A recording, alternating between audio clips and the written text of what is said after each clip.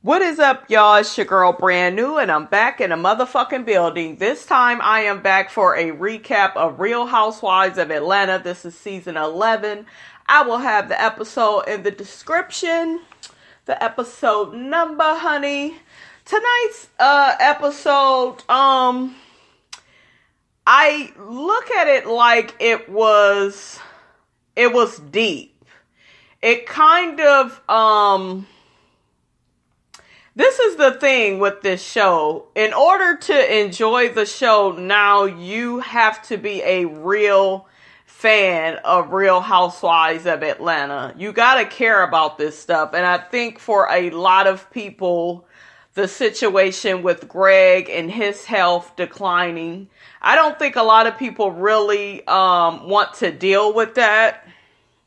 They don't want to look at that. But at the same time, you guys need to remember, NeNe and Greg is a major staple for this show. We saw Greg when he was healthy. We saw when Brent and Bryce, they were younger. Like, we watched these kids grow up on this show. So, this is life. Like, you are watching life happen. You know, and I don't want to speak anything negative into the universe, but what if we don't get to see Greg no more? Do we, I don't want to see that sad ass storyline, and what if he passes or something really bad happens? Like, I'm glad that they are doing this. That way I could see what's going on with Greg. I care about Greg. I really do. I really like Greg. He's NeNe's husband. How do you not like him? Very funny, very original. He's such a gentleman. But we're realizing that this stressful situation with cancer has turned Greg mean and into a grouch, and we're seeing his undoing right now. We're seeing the Greg that, you know, is strong and likes to put on a brave face, but we're watching Greg be scared right now. We need to be there for him and support. So like I said, you really, at this point in the game, got to be a real true fan of the show. I am. And I feel like everybody is, even the motherfuckers that's complaining, because y'all still watching the fucking show. You're still, even if you're talking bad about it, you're still fucking watching it. But, I'm interested in that type of stuff. I don't know what my health will look like in the future. This is kind of motivating me to, you know, eat healthier. It really is doing that. So I just think it's about your level of consciousness when you are watching this show. Yes, this show gives us fashions and reads and shade and, you know, yes, it gives us all of that, but what about when shit gets real in life, you know, and we have someone like Greg that gets sick and we see how he has to change his diet and, you know, so we're watching Portia, they showed a lot of clips of her past. And I don't know about you all, but that shit, like, I'm gonna get off into everything, but that shit was like, damn, she was with a goddamn drill sergeant. Y'all see how that goddamn Cordell, and even then I said, oh, she ain't gonna be with him long. He controlling, he's mean. Did y'all see that one part? He barely let that damn girl get a word in. You know, now you see she's with Dennis. She's sad, a little sad with the situation with Dennis, because now she's kind of thinking about things. really like, damn, I don't want to lose myself again and be so submissive the way that I was with Cordell, which I really, at first I was like, okay, Portia, where are we going with this? But she really brought it on home at the end, and I put it all together. I understand that, because she really was trying to be ride or die for that man, and that man did not want her to have a life, didn't want her to work and have a baby. He just telling her what she's doing. But at the same time, Portia, you agreed. You had went on and agreed. And I'm not saying that he's not wrong. Yes, Cordell is wrong, but Cordell probably felt like that was our agreement. So we're not about to renege on that, so it just really showed me how Portia has come a long way, and I could respect it. So let's get off into the review, you all. I done spent my time rabble-rousing. Let's get off into it. Okay, so the episode starts back out with Kandi and Portia arguing. Portia not here for Kandi shit. Kandi acting all passive-aggressive like she don't understand where Portia is coming from. What I did notice with them arguing back and forth, and Portia came strong. Everybody keeps saying she's pregnant, but Portia's not with the shits, And when I was pregnant, I wasn't with the shits. You know what I'm saying? I was still saying my little shit like, just because I'm pregnant, that don't mean I ain't gonna say what I need to say, And I don't think that Kandi would try to fight her. I know she'll try to get loud, but Kandi ain't gonna do nothing. Her clique ain't around, honey. She need them. Hey, now, wife. Carmen, how y'all doing? So she ain't gonna do shit without them, but Candi's feelings got hurt. Because she didn't expect for Portia to go that hard. That's why she started trying to back out. No, I'm going to just go ahead and leave. Everybody then convinced her, no, Kandi, stay. We still got to eat. Y'all know Eva and Tanya is still going to, they still have yet to tell all the girls they want to invite them to Tokyo. So anyways, Kandi ends up staying, saying, I'm going to just have to just be cordial with her. I don't ever want to be friends with her. I'm so done with her. You could tell Kandi was getting really emotional with her old passive-aggressive ass. So, honey, Marlo gets there, and Portia lets Marlo know what happened at Candi's party that she had for Todd, and how she got put out, how Kandi never called her. Even Marlo was just like, well, damn, why didn't Kandi call you? This shit ain't making no sense. Marlo looked pretty. I give her that. She looked pretty, and I think she had pink on. So by this time, y'all don't mind me. Y'all know I eat my gummy bears when I talk to y'all. Tanya and Eva, they got roles for all the girls. And, damn, when do they, I'm going to just go ahead and say it. I forgot the part where they end up telling them they want to go to Tokyo, but we all know that. Eva and Tanya lets all the girls know, and this is probably further on down in the episode, but I'll just say it now. They tell the girls, we're going to go to Tokyo. Eva pretty much lets everybody know because of the situation with NeNe not being invited to the bachelorette party, which is not a big deal. NeNe is older. So Eva, I like you. I really like Eva. I do. I'm enjoying her on the show. I know some of y'all don't like her, and I think what y'all don't like is y'all want her to own her shit, and she don't own her shit, and that's why they keep calling her out on it. That's what it is. That's what it is with these group of girls. Yes, they keep fucking with her. That is it. Because Kandi kept on unnecessarily just kept fucking with her on not these last couple of episodes, maybe the episodes in the middle of that. And then now it's Portia, they pick on Eva. Remember, Eva, you said this. I think Portia had brought up, that Eva was talking about Cynthia's walk, and she was, but it's like, Portia, why when shit is good, why you gotta bring up something negative, but then we all have your back when they ganging up on your ass, but why you putting her out there? So on that side, it's like, I feel like that, but I also feel though, Eva, they keep coming for your ass, gunning for your ass, because you don't own your shit, and that way they can move on. Even when they was at the table, and Tanya had these people cooking up this food for them, y'all. It looked good. I'm telling this shit all out of sequence, but y'all get where I'm going with it. You saw the motherfucker episode.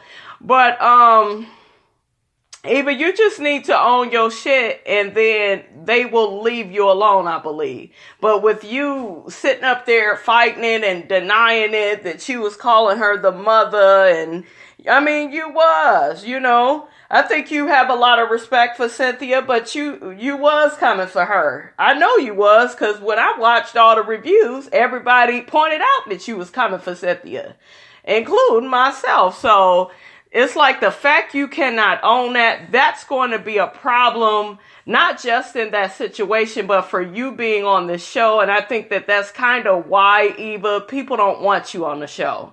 Because Housewives is a show where you got to own your shit. You gotta fucking own it, or these bitches will not be filming with you, honey. Okay, you saw what happened with my girl Phaedra. They was like, she don't give a fuck about. Look, Phaedra was stoic on their ass, though. I love my Phaedra, though. But I'm just saying, you gotta own your shit, and you don't, and they don't really know how to receive you, so that's gonna be a problem. Eva had mentioned to NeNe that she picked up on the shade that Tanya threw at her about the glasses being low. Because remember, she said high and low at that little comedy thing they did. Remember the, not comedy, talent show they did. And I'm just I was looking irritated on that, because I'm just sitting up here like, why are we even bringing this up again? But NeNe did get all in her fucking feelings. And y'all know I love NeNe, but NeNe, you was wrong. You ain't have to go off on that woman like that, because she called your shit a low. It is a damn low. And then NeNe said, oh, well, it wasn't no big deal. Ain't no big issue. Really, NeNe, you made it a big issue when you damn near dogged that girl.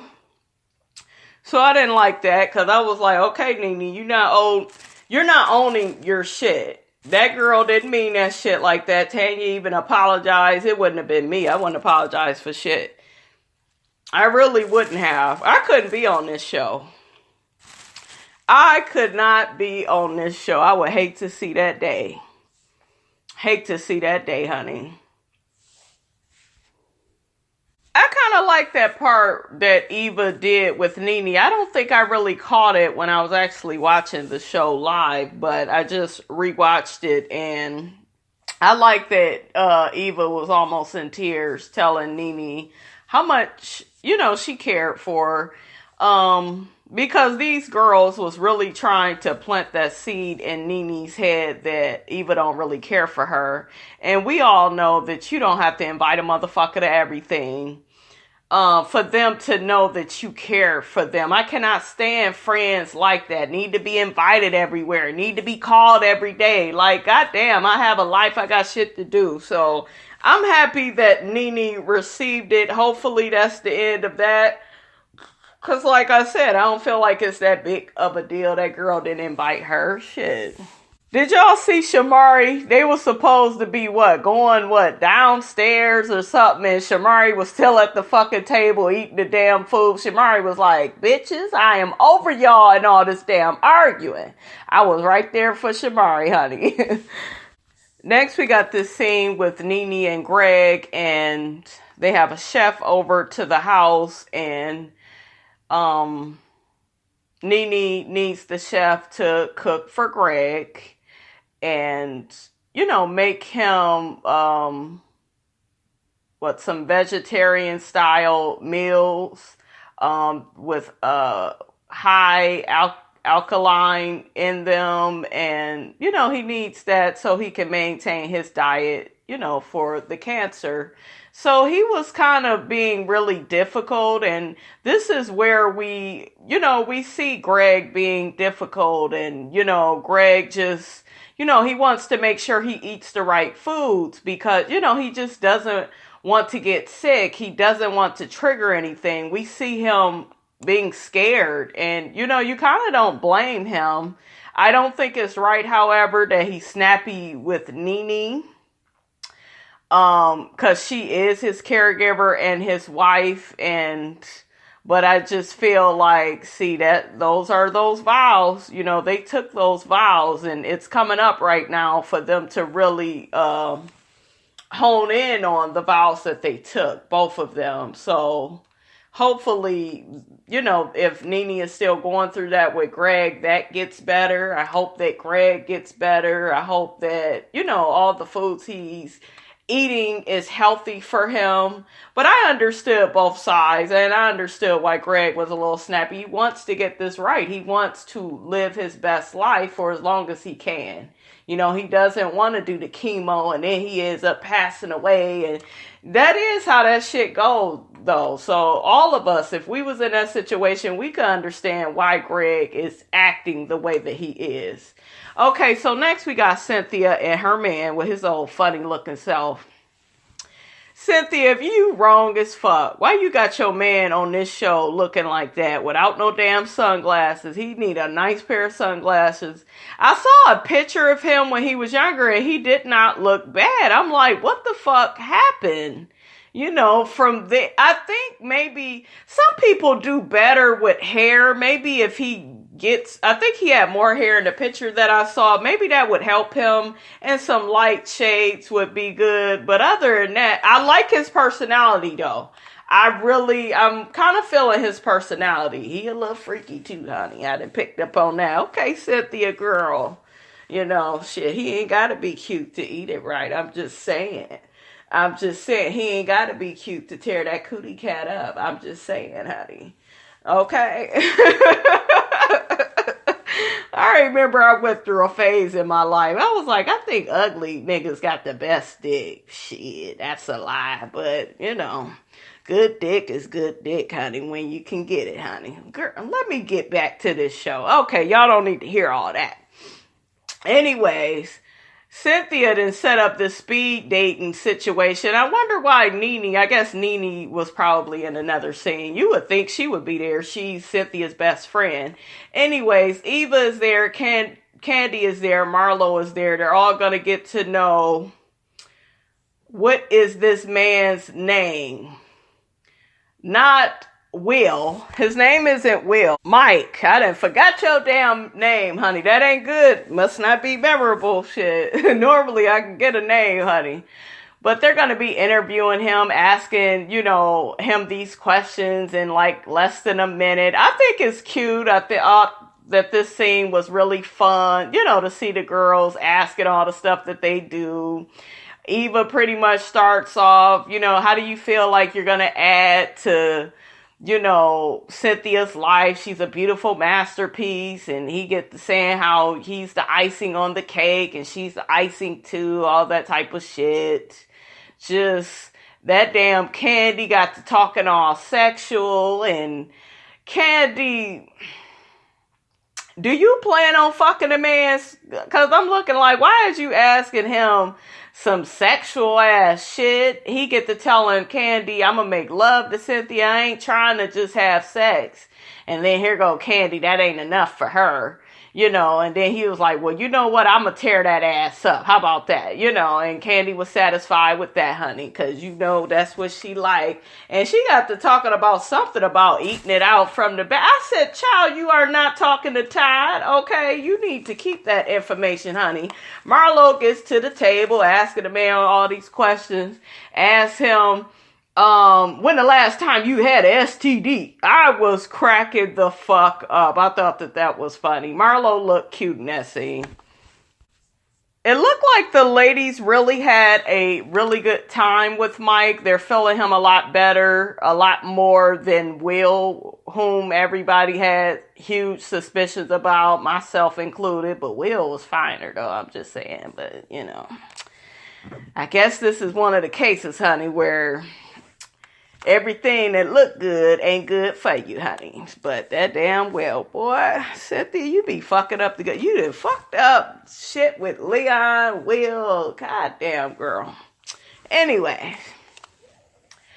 Everybody enjoyed him. I enjoyed him. He was loose. He was fun. He was like, hey, ask me all the questions you want. I don't have nothing to hide. This is me. You know, I don't want you to hear some on in the blogs or out in the streets. Come to me if you got some type of questions. And with him being upfront like that, they really liked him and trusted him. Honey, Marlo had a ball, honey, asking him all that shit. So next we got Kandi and Shamari. It looked like they're doing some shopping for her little burlesque dungeon. Remember Portia called it a sex dungeon. It's a dungeon, sex dungeon. Anyways, this is my issue with Kandi. Didn't you spend damn near 2-3 seasons crying about this sex dungeon situation and you thinking about bringing it back up? Yes, make your money, Kandi, but you could have kind of left this alone. And I know a lot of people is like, well, Kandi got to make her money, and I'm with it, but I think you should have just left that alone. It's kind of like all money ain't good money. Like, you could have, I don't know, you could have did this another way. I just don't feel like you should have even brought that sex dungeon stuff up, because you was just so offended by it. And, you know, so y'all know Kandi, though, she said, I'm going to take something negative, I'm going to make it positive, honey, and get my coins.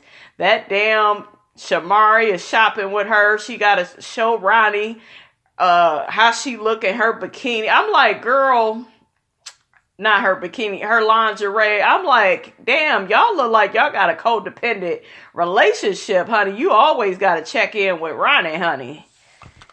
Ronnie DeVoe, the best member of New Edition, honey. So next we got Portia, and like I stated earlier, she's pretty much telling her therapist that, you know, she don't want to lose herself in her relationship with Dennis.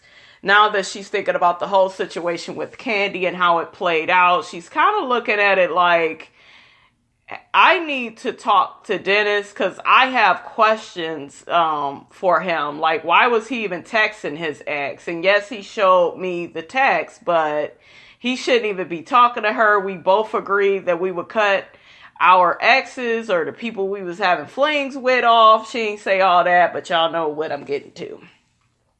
And I'm with Portia. He should already cut all that off. I like Dennis, but I see Dennis being a menace. And I see Dennis in a way of, he looks like he's a serial womanizer. He looks like he's a womanizer. Because when she was kind of talking to him, he kept putting his head down. He was looking up. Even when he ended up apologizing to her, it kind of felt like, well, I'm just kind of apologizing so you can get off my back. And when you're dealing with a man like that, it's like he don't really care, you know, about your feelings. He doesn't really, he's not acknowledging anything. And let's just get to that scene with Portia. Because Portia is just like, well, I need you to take accountability for the fact that you was still texting her and I asked you not to. And she had to keep saying it over and over again. And she starts going into this whole thing of, you know, when I was with my ex, I was super submissive. I couldn't really get a word in edgewise. I couldn't really express myself. With you, I want to be open and honest. And I'm not feeling good about this. Like, you have nicked at my trust by you continuing to text with this girl. I don't want to look stupid anymore. I don't want to, like what she was telling her therapist, I don't want to overly be defending somebody that I love and they're wrong. you know, because she did do that with Cordell. So I really liked all of that because that's very true. And that right there, for any of you that think that Portia is stupid, she's a bit dingy. She is, but she ain't stupid. For her to have all of that type of realization, that means her head is, it's on the right track and it's in the right place. Yes, she should have probably already had gotten mad at Dennis, probably even more than Kandi for putting her in that. But Kandi and her factory, they are messy because they didn't have to have that girl there. That girl was a conflict of interest and she shouldn't have never been invited if you knew you was inviting Portia. I saw Candy's little YouTube channel. She talking about she didn't know Portia was really coming. Portia came the day of. She didn't really say she was. She said it at the last minute, I guess. So, but still, I just feel like that girl shouldn't have been there. And your factory is nasty. Don Juan, he has a bad reputation. I watch all type of reviews. Don't nobody believe that damn factory. Calm and her either. Ain't nobody fucking with them. Everybody is pretty much on Portia's side. So that was pretty much what happened to them. He apologized. She was eating that damn pickle. You know, and he just, I don't know, his apology, it didn't seem all that genuine. And we will see what else we got to see with Mr. Dennis. But I hope he does not play her. I do smell a vibe, you all, that he's like a womanizer. Like, it's okay for him to talk to multiple people. You know, and he is not all that good looking either. But a lot of these damn men, they don't care how they look. They like, ooh, I'm a cheater. Kind of, because having your ex... Texting an ex is just always bad. Trust me, been there, done that. And you cannot be texting your ex and being in a new relationship because they going to end up trying to draw you back in. It's going to lead to sex. It's just a bad idea. So he need to stop with all that bullshit. I hope that's done. Y'all got a fucking baby coming, nigga. It's time to get focused. Get off them hot dogs. Get off your phone with all your exes and all this bullshit. Don't let Kandi and that factory be right about you, you know? And we got to get in your ass, Dennis. Next, we got this situation with Greg. He has a party. He's trying to, you know, act like he's happy. You can kind of tell Greg is tired and he's a little bit sad. But, you know, NeNe is trying to hold it all together and she's having a really hard time. And when he does his little speech at his party, she damn near breaks out in tears. I'm like, oh, NeNe, try to hold it together, honey.